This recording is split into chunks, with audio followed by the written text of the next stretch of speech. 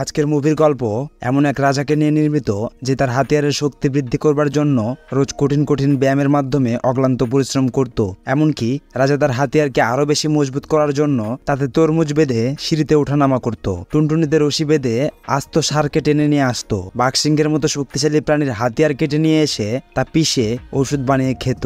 আর এরকম করে সে তার পাওয়ার বাড়িয়ে নিয়ে একসাথে 15-20 জন দাসীর সাথে ঘন্টার পর ঘন্টা সংঘর্ষ করত। তবে একদিকে রাজা এত শক্তিশালী হাতিয়ারের মালিক ছিল, আর অন্যদিকে রাজার ছেলে ছিল খুবই দুর্বল। যেখানে রাজা ছিল ফুলে ওঠা বেলুন, সেখানে তার ছেলে ছিল পাম ছেড়ে দেওয়া লুসা বেলুন। আর এই জন্য সে তার স্ত্রীকে কিছুই করতে পারতো না। এটা বুঝতে পেরে রাজা খুবই রেগে যায় এবং অবশেষে বংশের মানিজ্যত বাঁচাতে সে নিজেই গিয়ে তার ছেলেকে তার রুম থেকে বের করে দিয়ে তার ছেলের বউকে নিয়ে ভিতরে থেকে গেট লাগিয়ে দেয়। আর তারপর কি হয়, রাজা আসলে কি করে, সেটা জানতে হলে দেখে নিতে হবে আমাদের আজকের ভিডিও। আজকের মুভিটি যেমন আলাদা ধরনের ফিলিংস দিবে, তেমনি এই মুভির পরদে পরদে রয়েছে কমেডি, যা দেখলে আপনারা হাসতে হাসতে লুটিয়ে পড়বেন। হ্যালো গাইজ, আপনারা দেখছেন সিনেমা ঘর, বকবক করছি শুভ।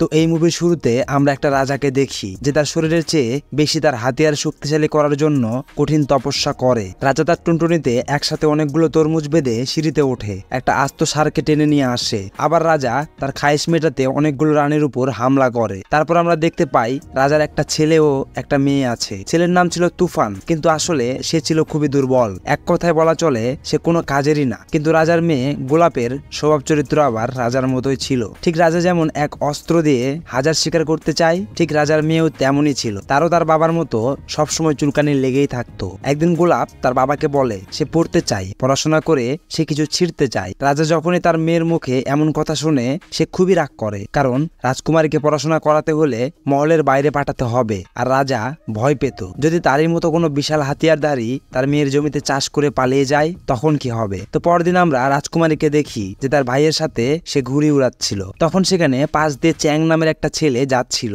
রাজকুমারী তার ভাইয়ের সাথে যখন খেলায় ব্যস্ত ছিল, তখন অ্যাক্সিডেন্টলি চ্যাংয়ের সাথে তার ধাক্কা লেগে যায়। এতে তারা সবাই নিচে পড়ে যায়। আর নিচে পড়ে তারা দেখতে পায় অন্যদিকে এক ক্যাপল লাইসেন্স ছাড়াই গাড়ি চালাচ্ছে, যা দেখে চ্যাংয়ের সাথে সাথে রাজকুমারীর তাওয়া গরম হয়ে যায়। অন্যদিকে রাজা তার সৈন্যদের আদেশ দিয়ে বলে রাজকুমারীকে তুলে নিয়ে আসতে, কারণ সে কাউকে কিছু না বলেই মহলের বাইরে গেছে। রাজাকে রাখতে দেখে এক রানী রাজার রাগ ভাঙাতে এগিয়ে আসে। রানীর সাজানো ফুলের বাগান দেখে রাজা তাকে সেখানে টেবিলের নিচে পাটকাতে শুরু করে। কিন্তু তখনই গোলাপ সেখানে চলে আসে, আর সে তার বাবার ভাইব্রেশন দেখে বুঝে যায় টেবিলের নিচে তার বাবা বেসুরার তবলা বাজাচ্ছে। কিছুক্ষণ পর গোলাপ তার মরহুম মায়ের ছবির সামনে বসে বলতে থাকে, আমি স্বাধীনভাবে চলতে চাই মা, লেখাপড়া শিখে অনেক জ্ঞান অর্জন করতে চাই, কিন্তু বাবা তো আমাকে কিছুই করতে দেয় না, এজন্য আমি মহল থেকে পালিয়ে যাব। কিন্তু যখনই সে মহল থেকে পালাতে যায়, সিপাহীরা তাকে ধরে রাজার সামনে নিয়ে আসে। লেখাপড়ার জন্য তার মেয়ের আগ্রহ দেখে রাজা তাকে স্কুলে যাওয়ার অনুমতি দিয়ে দেয়, কিন্তু গোলাপের অন্ধকার গুহাতে এক বিশেষ ধরনের পোশাক পরিয়ে তাতে তালা মেরে দেয়, যাতে কোনো হাতিয়ারধারী যদি তার হাতিয়ার গোলাপের অন্ধকার গুহাতে ঢুকাতে চায়, তাহলে যেন তার হাতিয়ার কাটা পড়ে। লাগানোর পর সে টেস্ট করেও দেখে যে পোশাকটা ঠিকমতো কাজ করছে কিনা। তো পরদিন গোলাপকে ছেলে সাজিয়ে ছেলেদের স্কুলে পড়ার জন্য পাঠিয়ে দেয়, কারণ তখনকার জামানায় শুধুমাত্র ছেলেরাই লেখাপড়া শেখার অনুমতি পেত।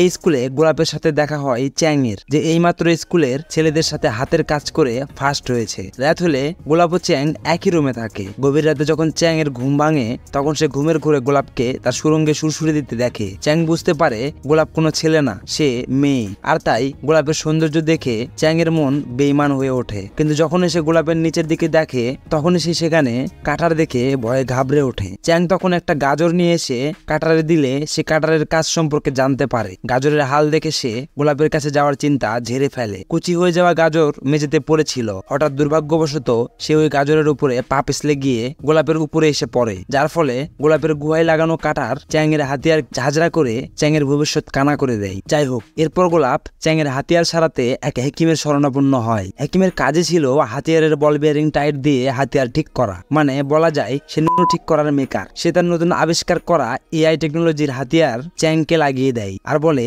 এই হাতিয়ার তোমার আগের কেটে যাওয়া হাতিয়ারের চেয়ে বেশি শক্তিশালী। এমন সময় হেকিমের কাছে সুন্দরী একজন বোরখা পরা মেয়ে আসে, যার নাম ছিল সু। আর সে বলে, যদি তুমি আমার চেহারাকে আরো সুন্দর করে দিতে পারো, তাহলে আমি তোমাকে পেট ভরে আমার মিষ্টি রস খাওয়াবো। কিছুক্ষণের মধ্যেই হেকিম যখন সেই মেয়েটিকে আরো সুন্দর করে তোলে, মেয়েটিও তখন তার কথা অনুযায়ী হেকিমকে পেট ভরে রস খাওয়ায়। কিছুক্ষণ পর রাজকুমারের কাছে জেন নামের এক ঘোড়সাওয়ার আসে, আর সে সুয়ের ব্যাপারে তাকে জিজ্ঞেস করে। রাজকুমারী তখন জেনকে বলে সুতো হেকিমের সাথে মজা করছে। এই কথা শোনা মাত্র জেন রেগে মেগে রাজকুমারীকে নিয়ে ভেতরে আসে। এখানে এসে জেন দেখে সু হেকিমের সাথে টাপাটাপ করে পালিয়ে গেছে। জেন তখন সবাইকে বলে সু কোনো মেয়ে নয়, সে হচ্ছে নরখাদক একজন ডাইনি, যে পুরুষদের সাথে প্রথমে টাপাটাপ চালায় আর তারপর তাদেরকে মেরে ফেলে। আর সে এও বলে যে এই ডাইনিকে মারার দায়িত্ব এখন আমার উপরে, তাই যদি তোমরা আবারও সেই ডাইনিটাকে দেখো তাহলে জলদি আমায় খবর দেবে। এদিকে কিছুদিন পর চ্যাং যখন সুস্থ হয়ে যায়, রাজকুমারী তখন চ্যাংকে সাথে নিয়ে তারা মহলে ফিরে আসে, কারণ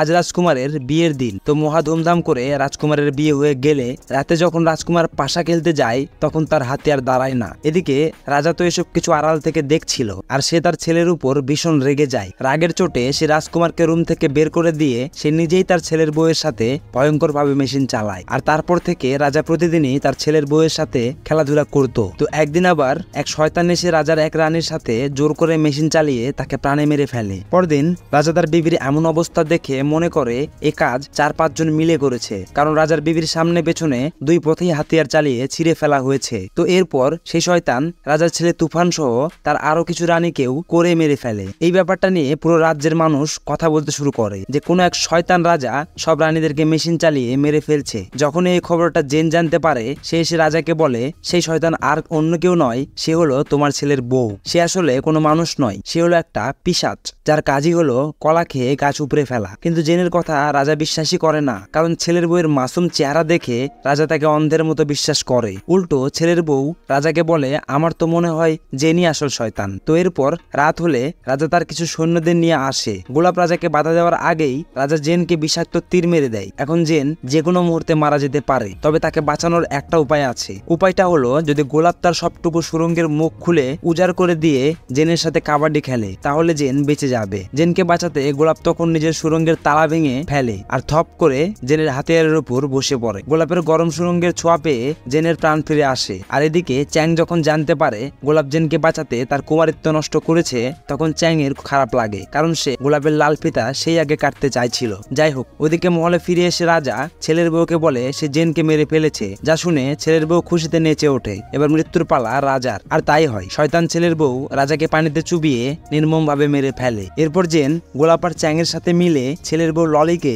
মারার পরিকল্পনা করে। একদিন যখন চ্যাং রুমে একা ছিল, ললি তখন এসে তার সাথে চ্যাংকে শিল্পাটা খেলতে বলে। ললির লাল গুহা দেখে চ্যাং এর টাইগার জেগে ওঠে আর তাই সে তার টাইগার ললির সুরঙ্গে ঢুকিয়েই ফেলে। কিন্তু তখনই চ্যাং বুঝতে পারে সে ললিকে করছে না, উল্টো ললিই তাকে লাগাচ্ছে। তাই চ্যাং তখন দ্রুত সেখান থেকে কেটে পড়ে। কিছুক্ষণ পর জেন যখন ললিকে মারতে আসে তখন ললি চ্যাং এর রূপ ধারণ করে তাকেই মেরে ফেলে। তো এরপর গোলাপ একটা কিতাব পড়ে জানতে পারে এই পিশাচকে মারার একমাত্র উপায়টা হচ্ছে তার সাথে মেশিন চালানো অবস্থাতে যদি কেউ এই পিশাচের নাভিতে আঘাত করে তাহলে শুধুমাত্র এই পিশাচটাকে মারা যাবে। এখন এই পিশাচকে মারতে গোলাপের কাছে আর অন্য কোনো উপায় না থাকায় সে সিদ্ধান্ত নেয় যে সে নিজেই এবার পিশাচের সাথে আকাম করে তাকে মেরে ফেলবে। তো পরিকল্পনা অনুযায়ী গোলাপ চলে আসে ললির সাথে টাপাটাপ করতে। গোলাপের গোলাপি গুহা দেখে পিশাচ নিজেকে কন্ট্রোল করতে পারে না, তাই সে তখন পুরুষের রূপ ধারণ করে গোলাপের সাথে লাল গোলাপি গান করে। দুজনের মধ্যে এই খেলা অনেকক্ষণ ধরে চলতে থাকে। যখনই প্রেম সুধা বের হয়ে এই খেলা শেষ হতে যাবে